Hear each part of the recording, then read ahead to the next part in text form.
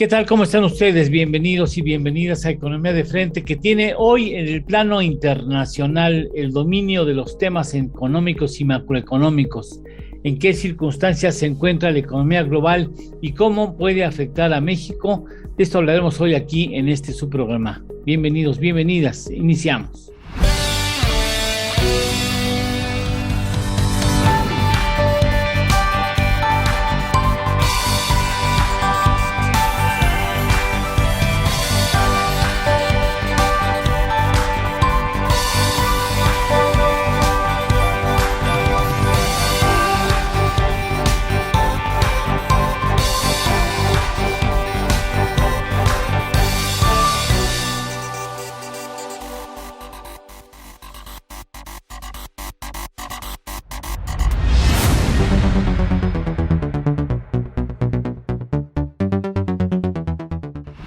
Bueno, caballeros, me da mucho gusto saludarte, Ernesto Félix Santos Coy, Carlos Alberto Martínez, que está navegando por el Océano Atlántico. Gracias por estar con nosotros. Gracias a todos ustedes. Buenos días. Muy buenos días. Buenas tardes o buenas noches, según sea el caso. Bueno, pues el asunto sigue complicado en la economía de Estados Unidos, Ernesto. Sí, bastante complicado y bueno, pues las expectativas en economía luego generan los hechos y entonces es importante de vez en vez pues estar revisando por dónde andan esas expectativas. La semana pasada tuvimos un verdadero rosario de declaraciones tanto en Twitter como en Bloomberg, en entrevistas y demás, con distintos personajes de la economía norteamericana que vale la pena revisar, ¿no? Uno de ellos fue Lawrence Summers, exsecretario del Tesoro, quien dijo que empieza a surgir evidencia de que las acciones de la Fed, el alza de tasas, empieza a tener efectos en la economía. Dice que hay empresas que ya no están teniendo la escasez de mano de obra y también dice que hay empresas que están teniendo acumulación de inventarios por mercancía que no se está vendiendo. Luego está el señor Elon Musk, el de Tesla, ¿no? El hombre más rico del mundo, que dice, uno de los hombres más ricos del mundo, que dice que tiene un súper mal presentimiento sobre la economía. Y entonces piensa recortar en 10% la planta laboral de Tesla. El señor Biden le contestó, pues fíjate que Ford está invirtiendo de manera impresionante en expandir su planta para vehículos eléctricos. Y también lo está haciendo Intel y otras compañías. Y así que mejor le deseamos un buen viaje a la luna. O sea, creo que Biden mandó al señor Musk a la luna.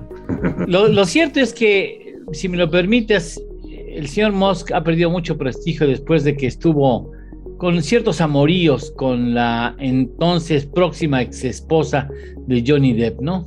Sí, y de que si compra y que si no compra Twitter, ¿no? Se ha perdido algo de credibilidad. Luego está el señor Jamie Dimon, es el presidente ejecutivo del JP Morgan Chase, el banco más grande del mundo, quien dice que se avecina un huracán y que está ahí enfrente y viene derechito hacia nosotros. Así es. Después está Holly O'Neill, de Bank of America, dice que no hay indicios de que ese pilar de la economía, que es el consumo, se esté desmoronando. El señor Diamond también habló de que los americanos traen todavía ahorros de la pandemia por 2 billones de dólares, y que eso va a ser un amortiguador para la economía. Después está otros como así importantes.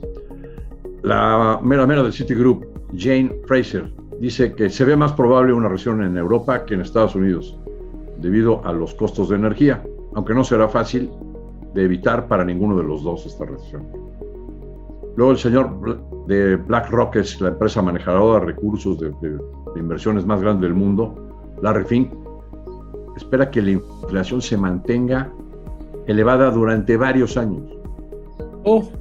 Dice que, bueno, junto con él, el presidente de PNC Financial Services, otro de los grandes manejadores de recursos, Bill DeMatch, dice que la inflación es más persistente de lo que cree todo el mundo y lo que cree la Fed, y no ve ningún resultado posible que no sea una recesión.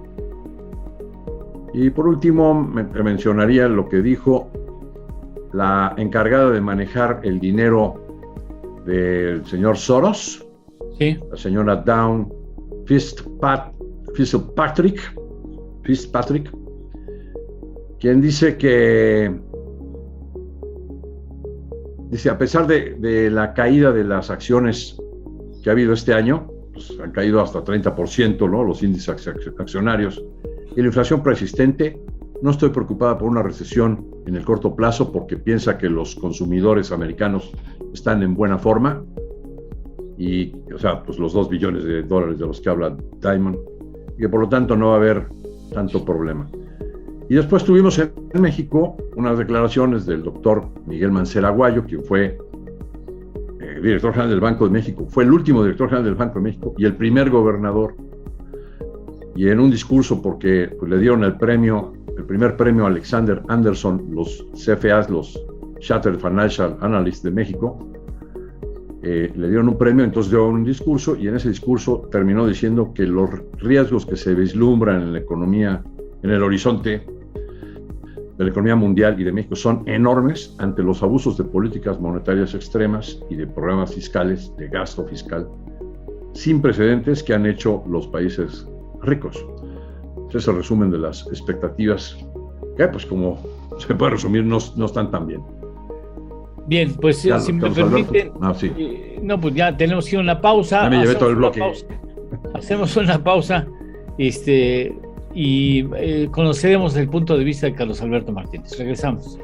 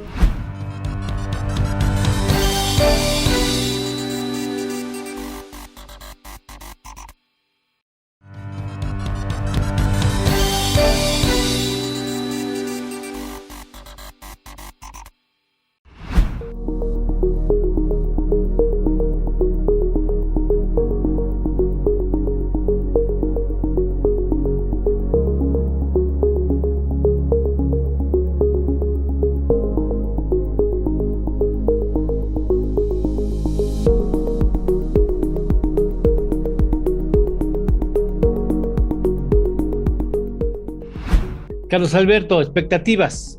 Fíjate que yo lo que considero es ya no hay espacio en el tablero para un error más, para un riesgo más. Está todo dado para que hacia adelante los pasos se tengan que dar de manera milimétrica.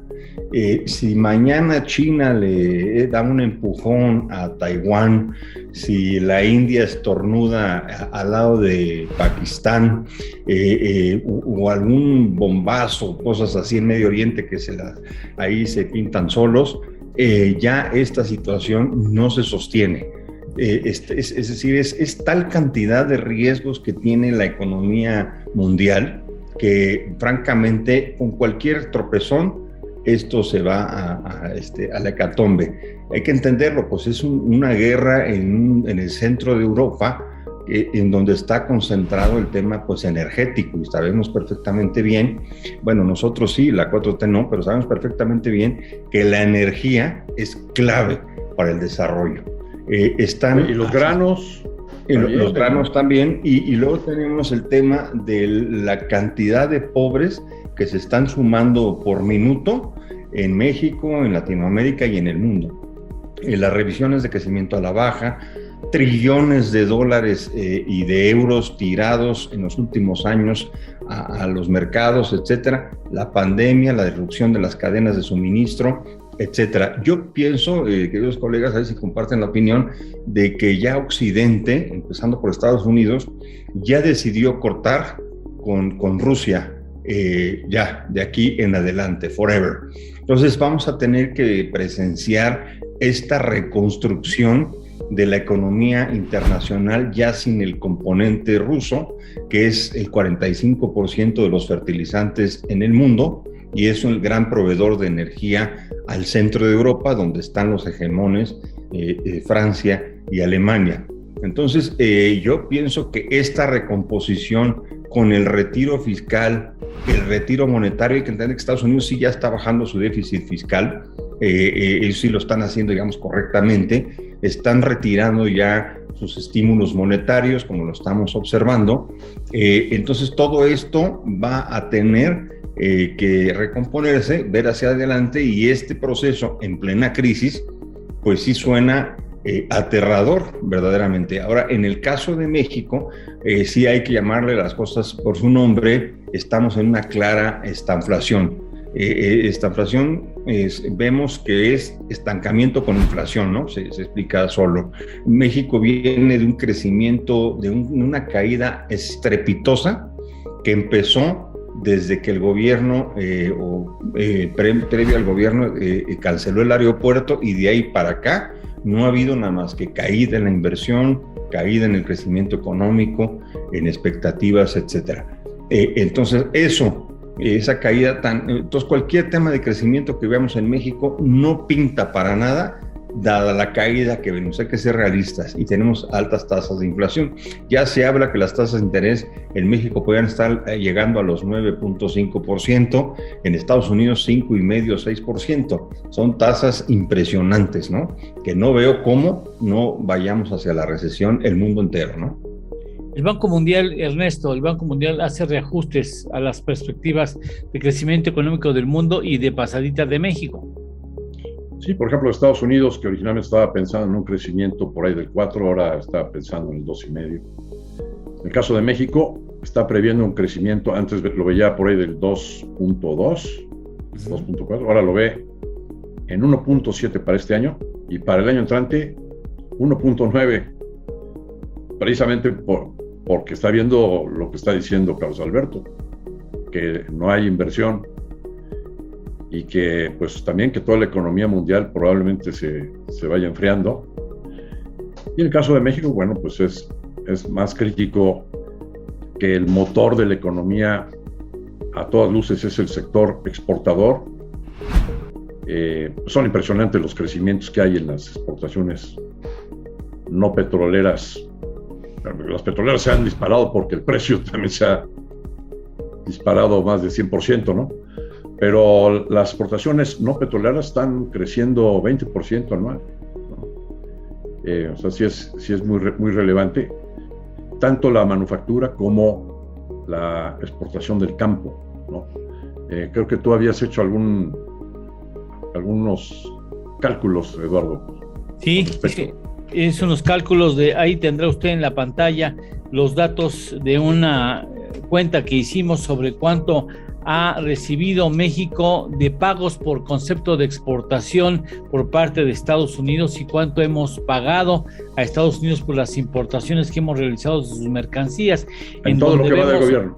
En todo lo que va desde diciembre del 2018 hasta el mes de marzo del 2022, y usted puede dar cuenta de que existe un superávit comercial de México muy importante, y que las compras que nos han hecho resultan más altas, más cuantiosas que todo el desarrollo de la economía durante el 2021. Es decir, nosotros tenemos más saldo a favor, digamos, recibimos más dinero del que pudo crear la economía mexicana el año pasado, que habla de la importancia que tiene, como bien lo señala Ernesto Juárez Santoscoy, el valor que tiene el trabajo de exportación, el trabajo del mercado externo mexicano, ¿no? Y como respuesta, no vas a la Cumbre de las Américas, te peleas con medio Senado norteamericano, no le estás cumpliendo el PEMEC en el capítulo laboral, y le cierras las inversiones en energía. Entonces sí es como que no entender, ¿no? No podemos seguir viviendo de comercio exterior y de remesas. La verdad es que necesitamos más cosas que las tenemos. El país tiene muchas herramientas, tiene el turismo, y sobre todo el mercado interno. Somos 130 millones de personas, calcúlale 60 millones, 65 con capacidad de compra, que deberíamos estar todos con ese motor, consumiendo, vendiendo, comprando, etcétera, mercadeando. Hay muchos elementos que no se están aprovechando. Ernesto, si me lo permites, vamos a una pausa para que no te cortemos la idea de lo que mencionó el secretario de Hacienda. Dice, no estamos en el mejor de los momentos posibles, pero hay perspectivas de recuperación. Regresamos, estamos en Economía de Frente.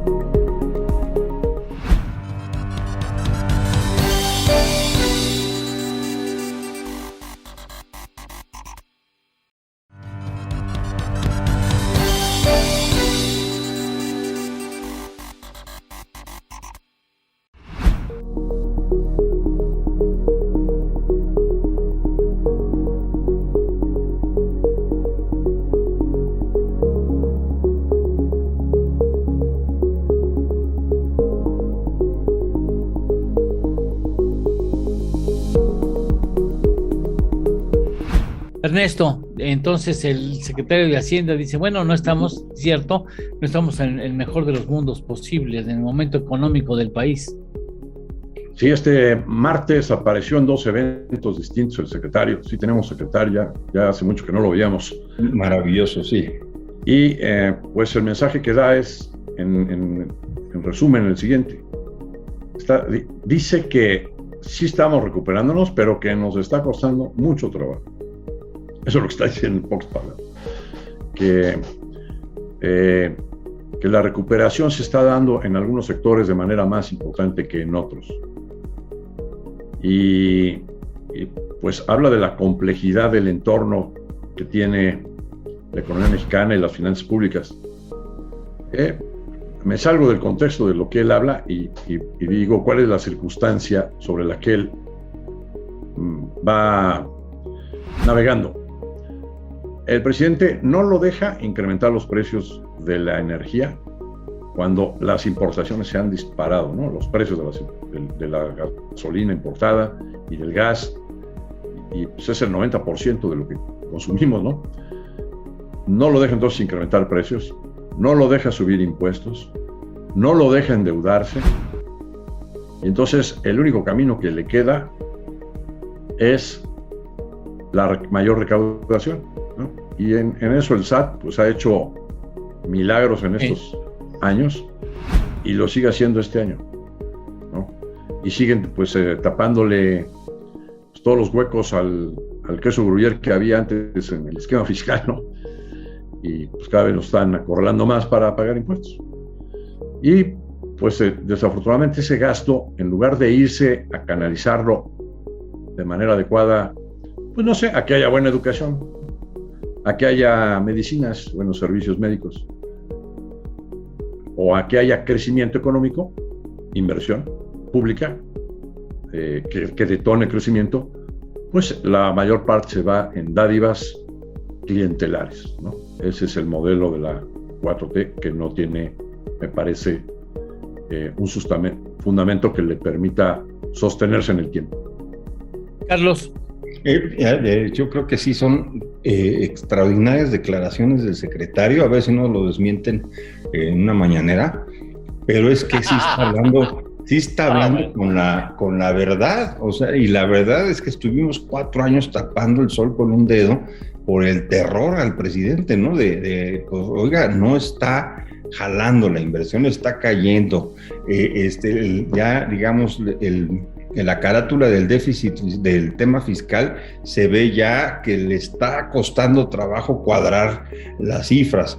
El Banco de México solo con tasas de interés no alcanza a jalar. Necesitas la parte fiscal claramente que te ayude. Entonces realmente sí me parecen extraordinarias declaraciones, son realistas. Sabemos perfectamente que el sexenio en materia económica está totalmente muerto, pero sí lo que quisiéramos es que estos 2 años el deterioro no fuera mayor, porque el mundo se está enfriando, digámoslo así, ¿no? Para no ser tan catastróficos todavía, pero el mundo se está desacelerando. Hay la recomposición de la arquitectura económica global con la salida de Rusia y sus proveedores a otro bloque, bien cadenas de suministro recompuestas, China con el Enigma, etcétera. Entonces, pues sí, México, esperemos que estos 2 años no sean más devastadores, sino que podamos arreglar algo hacia adelante, ¿no? Ojalá que así sea. Ernesto, como remate prácticamente. Esto que acaba de comentar Carlos Alberto es, al final de cuentas, una cantidad de oportunidades impresionantes para México, ¿no? Impresionante. Y desesperadamente no veo que se intente aprovechar. Sí ha hablado Rogelio en otros foros sobre la oportunidad que tiene México de lo que llaman el nearshoring, ¿no? De que pues, las empresas globales, ¿no?, se salen de China y se ponen en algo más cercano, sí, al mercado norteamericano, y pues deberíamos de tener nosotros ahí las puertas abiertas y el Estado de Derecho sólido y la seguridad controlada, ¿no?, para que realmente lleguen los capitales. En el foro de Davos, la encargada de comercio de Estados Unidos dio un discurso hablando de los nuevos socios que tiene Estados Unidos para este nearshoring, y mencionó a varios países y no hubo una sola mención de México. Correcto. Sí. Es todo un mensaje, es todo un mensaje. No solo lo que dice Ernesto, que la clave es el Estado de Derecho, sino la promoción, mano. Yo, si hubiese sido el presidente, yo personalmente hubiera ido, no a Washington, a Davos. Eso es obvio, bueno, obviamente a Davos, e inclusive ya estaría yo en Detroit, hubiera ido, no sé, a Seattle, hubiera ido a Texas, y decirle, señores, vamos a trabajar juntos, ¿qué se ocupa? Y listos, ¿no? Es un mismo bloque. Digamos, un gobierno promotor de inversiones, ¿no? Porque efectivamente, dice Ernesto, y lo dice muy bien, la cantidad de oportunidades es impresionante. Hay que abrir las puertas y ventanas que están en esos foros para aprovecharlas en beneficio del país. Señores, se nos ha acabado el tiempo. Le agradezco de manera muy especial a Carlos Alberto Martínez. Muchas gracias, Carlos, y muchas gracias, Ernesto Fadel Santoscoy, conductor también de este programa, que estén aquí con nosotros en Economía de Frente. Nosotros haremos acopio de fuerzas para estar listos la próxima semana en una emisión más de estos programas. Gracias, hasta la próxima semana. Hasta luego, yo, Carlos Alberto.